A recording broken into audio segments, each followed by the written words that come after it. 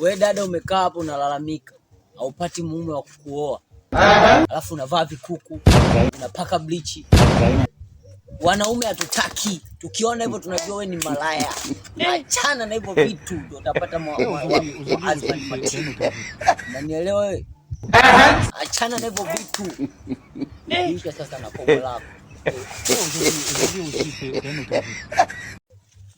Wewe mwanaume wewe. Unajifanya usielizika. Wetu kwa sababu tumeambiwa wanaume tuna tamaa.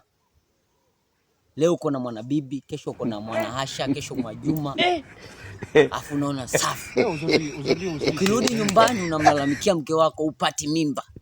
Wakati wewe viungo vya uzazi unawaachia wanawake wengine. Unaharibu maungo ya uzazi. Na kitambi hicho unamlalamikia mke wako. Achana nao wanawake.